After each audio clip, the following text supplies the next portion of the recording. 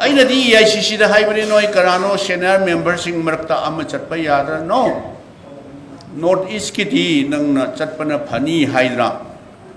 akhoi khanaraga nang gu nominate tawraga nang chathalabani na hayaba Union Home Minister Mr. Amit Shah meeting do ma siat lawe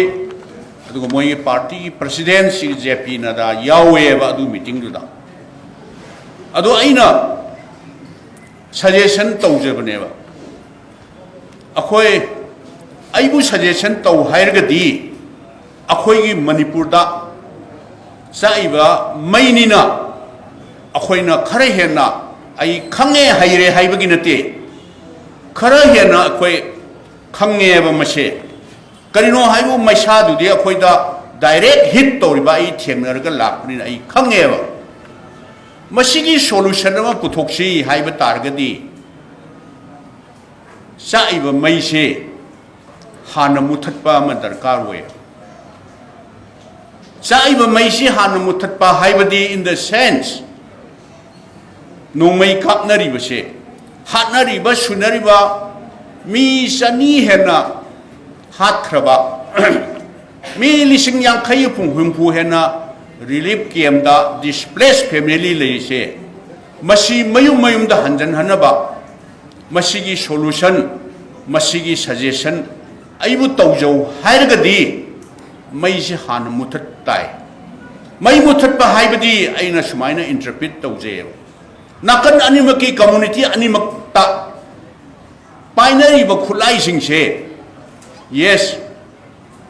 legal loiba Central Forces na pairiba haibadi state sida Central Force laise international boundary guard tawbu oiba yai Assam Rifle na or CRPF BSF SSB na siba thajal leiba more than 50-60,000 thajal leiba se masi Manipur da thoiba crisis Manipur da thoiba law and order ki problem se masi mateng pangnana bana as a additional force when a thajal paneva adu masi problem ji short tawsi haiba targadi mai hana muthatna ba tawbiu na I session tawjai mai hana mutthatpa haibadi group ani sida haiba tare group ani sida binary ba kana gumba group amana warau bi yaeba warau da ba haibadi it is up to them aina haibane ba group anisda ai mayek sengna dum haijarage ba maitai community kuki community anisina pairiba illegal arms singse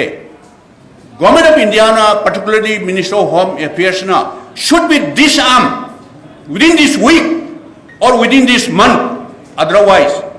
akhoi noi gi mathakta ain gi matungina action lakhat kani na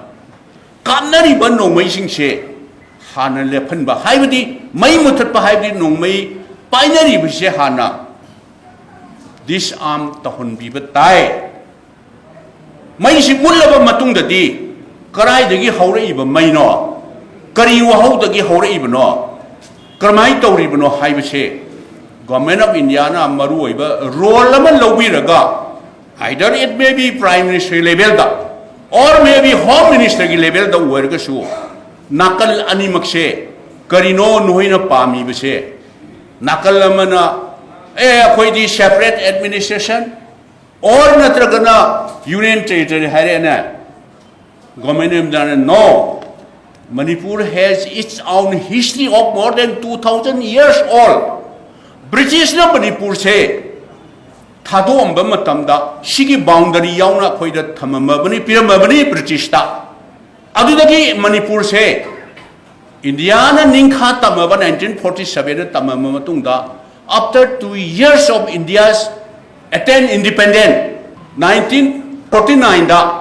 akhoi India da merge tawbani madudai da piramba territorial integrity se masidi kaibadi yaroi aduga amana su ai session tawbane ba community khudingi separate administration piu haijalaba whether it may be Kuki or Maitai or Naga or Muslim lairiba mayam se my community the base tauraga separate administration separate duty piu haiba target union trade piu haiga di where will be Manipur sikrai de laigada geba yaroi do bor di kuki oiro naga oiro or natraga maitai oiro sorry madudi akhoi compromise ta wonga moyana